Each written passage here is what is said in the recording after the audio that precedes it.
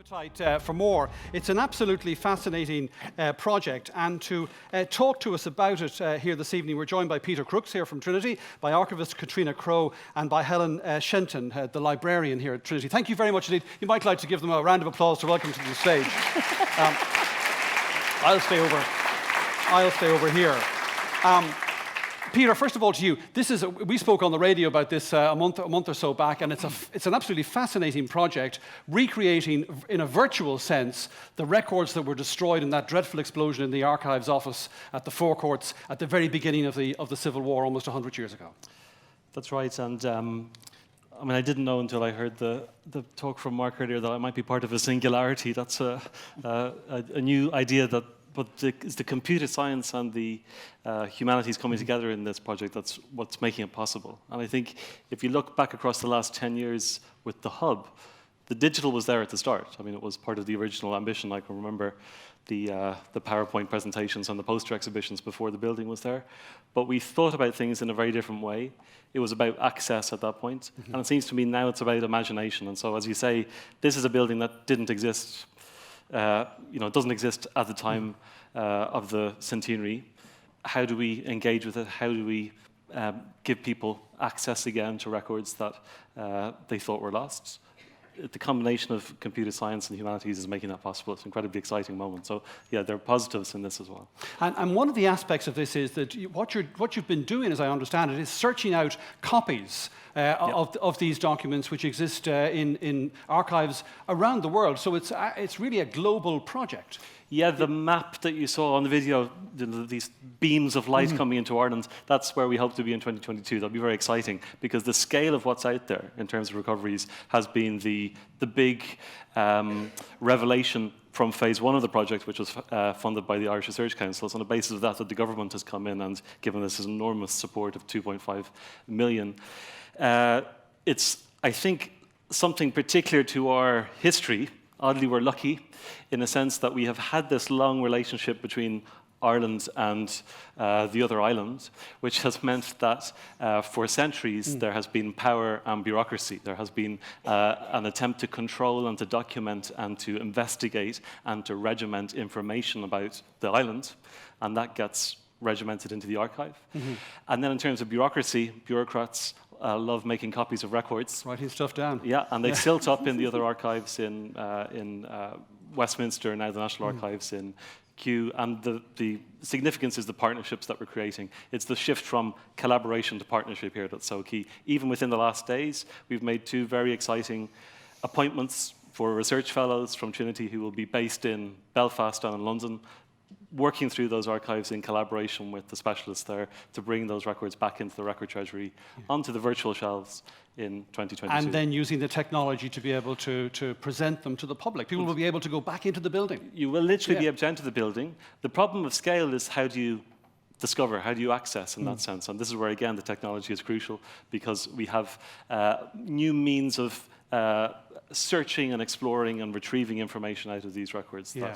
For Catriona, for an archivist, this is just such an exciting project, isn't it? I grew up being told that these records were simply gone. It was a terrible act of destruction, really, almost a wiping out of a huge part of our national memory. But in fact, it's there. We can lay our hands on it again. It was a calamitous act of self-inflicted vandalism at the beginning of our existence as an independent state. I've been in a rage about the destruction of the Four Courts since 1974. I'm starting to calm down now a little bit, and Peter's project is helping in that therapeutic process. So I'm very grateful to him. One of your concerns, sorry to cut across you, one of your concerns actually is about what's going to be available to future generations. Because obviously now, the way we communicate, the way bureaucrats record information is very different. A lot of it is digitally based. And you as an archivist have a lot of concerns about how that will be, or if it'll be available. Well, yes, but the problem, Brian, is bigger than that. The National Archives, the institution that I worked in for 40 years, is under incredible stress in terms of resources and staffing. There's a new report that tells us that the staff numbers in the National Archives compared to those in Denmark, a country of the same population size, 40% of what they have. There is no way they can catalogue what they've got, or take in new material. Some of you may wake up on the 1st of January every year with a terrible hangover from your New Year's Eve party the night before to open up the newspapers and see records from 30 years ago.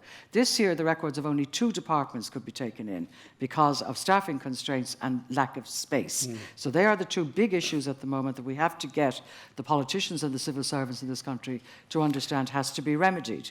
Now, the digital black hole is a third dreadful problem because people started to use computers in government departments here in the late 1970s, right through the 80s and 90s, and a lot of that has been lost already. Of course, they didn't collaborate and get the same platform so everybody could do it rationally. That would be too much to expect.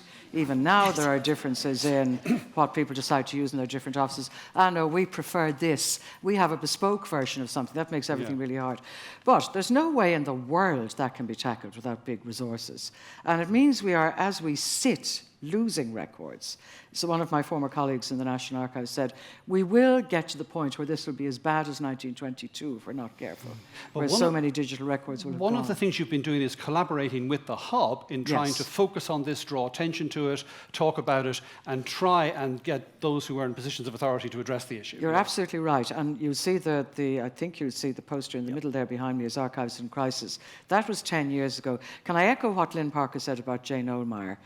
My slogan about Jane would be, do what Jane says, because it's going to be good for you. You may not know that at the time, but it will be good for you. As we saw with that Celestial Choir, and the idea, of course, started with her bringing those people together.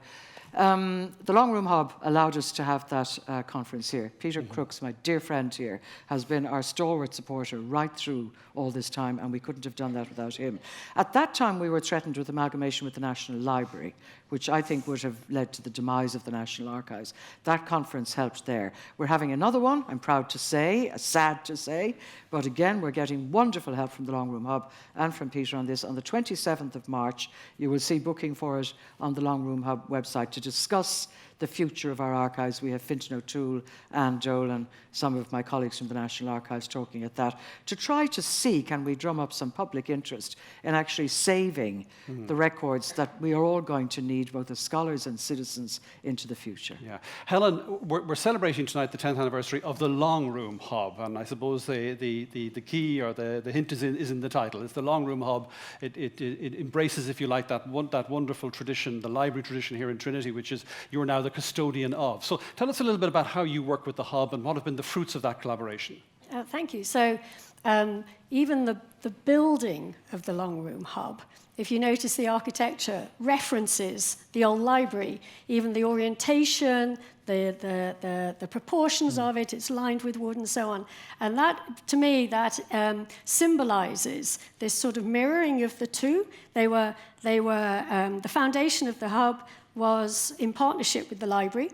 And I think now we're really realizing what the aspiration was. So when I noticed there were 171 fellows, 40% come, their work is predicated on the library. And so we're sort of joined at the hip, if you like, or almost as an umbilical cord, because there is actually an underground passage between the two buildings. And we have joint research agenda and so on. And then I see there's a tulip there, and I think that is absolutely symbolic. So we've got a very, very ambitious program to create a virtual Trinity library. So from all of our unique and distinct and fantastic collections, we're sitting on a gold mine, an absolute gold mine. And so we want to digitize them all, but it's much more than that. We want to conserve them, we want to research them, and we want to digitize them and make them available for the world. And the tulip is our tulip mania we've got a fantastic collection called the Fargle Collection, which is a pan-European collection that was, with huge foresight, was bought in 1801. And over the years, there's been a lot of research, and in fact, the Trinity Long Room Hub has invested in fellows doing research. The library, we invested in curators, and we have an aspiration to, in fact, make a virtual reconstruction of this pan-European library. There are pamphlets, there's fabulous maps, there's botanical drawings and so on. And how that came about was a partnership.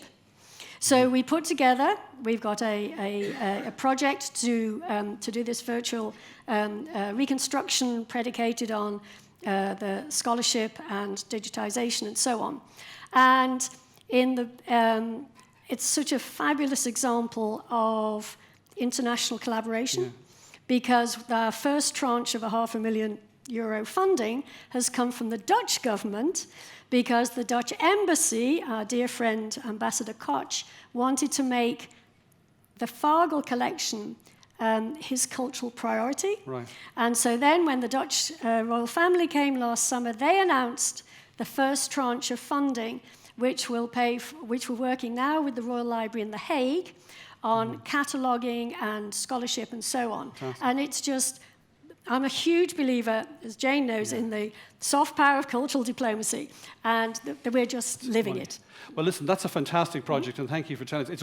I think it's only in Trinity that somebody would say, well, we got that in 1801, and it sounds like something that happened fairly recently. It's yesterday. Helen, Catriona, and Peter, thank you very much indeed for sharing your thoughts with us. Thank you.